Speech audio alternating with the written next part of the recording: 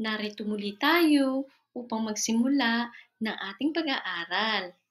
At tayo ay nasa Quarter 1, Week 3 ng ating aralin. Handa na ba kayo? Ngayong umaga, ang ating pag-aaralan ay ang parte ng aking katawan. Alam mo ba kung ano-ano ang mga tawag sa parte ng iyong mga katawan? Tara, sama-sama nating pag-aralan at alamin ang mga importanteng parte ng ating katawan. Una, mata. Ginagamit natin ito upang makita ang mga bagay sa ating paligid. Sunod naman ang tenga. Ito ang ating ginagamit upang marinig ang mga bagay sa ating paligid. Sunod, ang ating dila. Dito, nalalaman natin kung ano ang lasa ng mga pagkain kinakain natin. At ang susunod naman, ilong. Sa pamamagitan ng ilong natin, naaamoy natin ang mga bagay-bagay na nakapaligid sa atin. Ang ating bibig. Ito ang ating ginagamit sa pagsasalita o kaya sa pagkanta.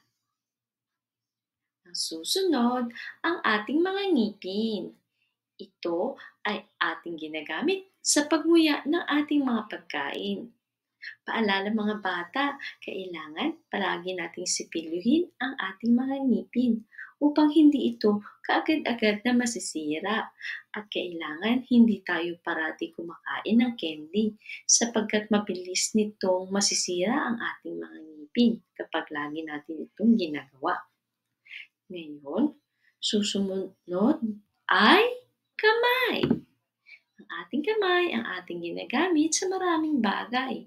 Sa pagsusulat ng ating mga leksyon, sa pagkuha ng ating pagkain, sa pagligo,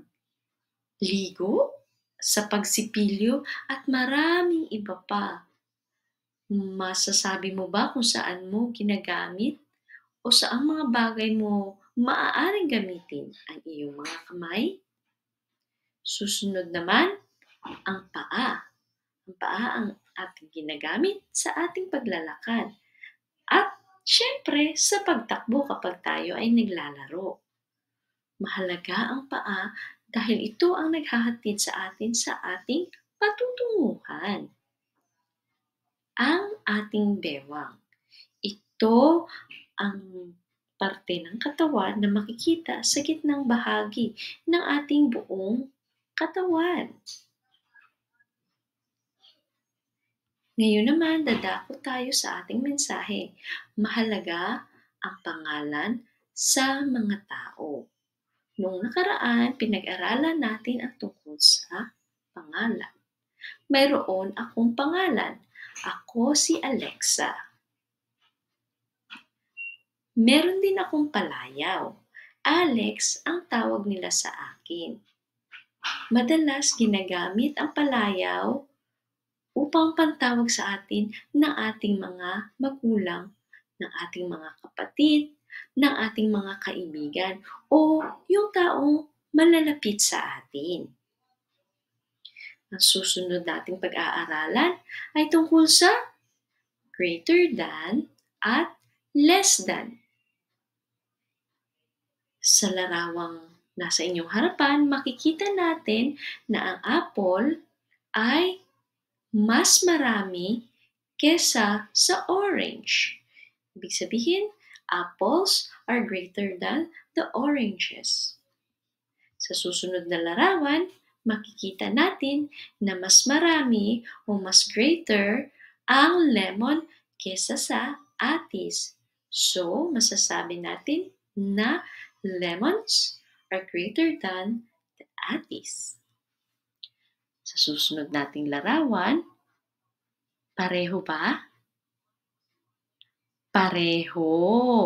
So, the apple is equal to the other apple on the right and on the left. Pareho sila ng bilang. Magaling mga bata, kung inyong nahulaan ang tamang sagot, binabati ko kayo.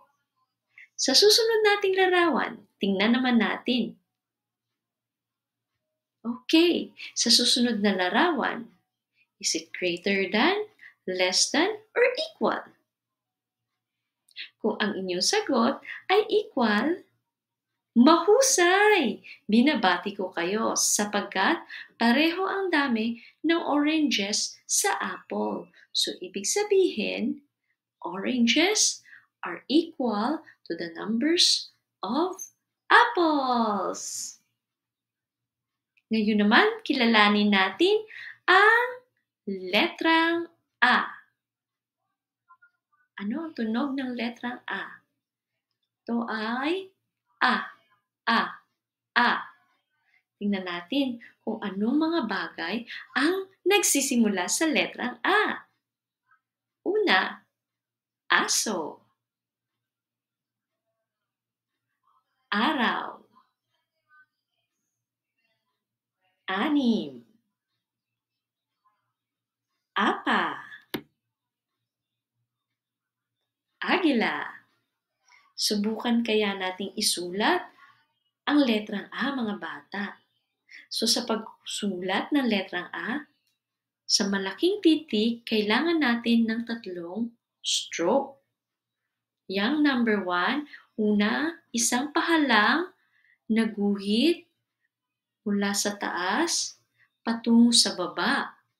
Tapos, sa number 2, is ang pahalang na guhit mula sa taas pababa papunta sa kabilang side. At lalagyan natin ng guhit doon nakalagay sa number 3. At para sa maliit na letrang A, gagawa tayo ng parang semicircle. Makikita nyo sa outline number 1. Tapos lalagyan natin ng isang tuwid na linya. Subukan nyo nga ito, mga bata. Inaanyayahan ko kayong kumuha ng isang malinis na papel at subukang isulat ang malaking titik na letrang A at maliit na titik na letrang A. Ngayon naman, dadako tayo sa pagkilala sa mga bilang. Merong 2 teddy bear. Sa susunod na larawan, merong 2 laruang kotse. Dito naman, merong 2 sausages. Dito, may 2 mangga.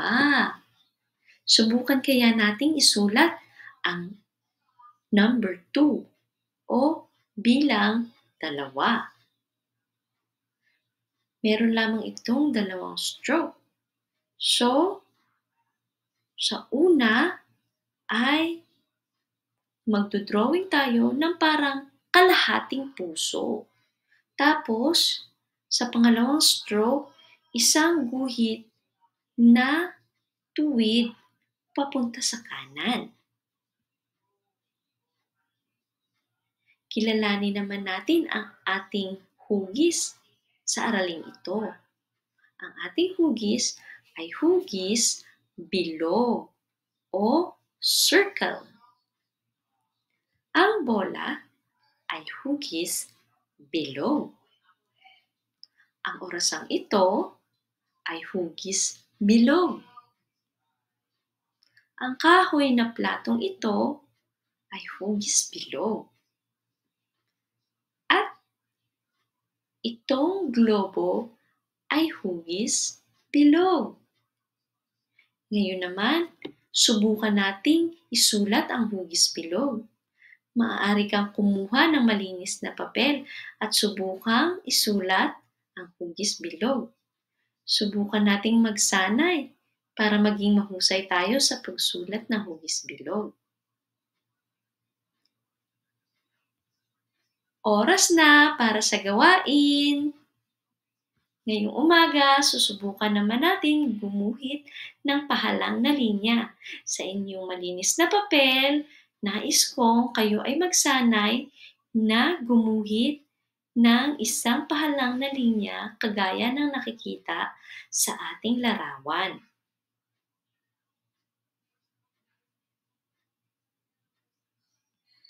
Binabati kita sapagkat natapos mo ang iyong gawain.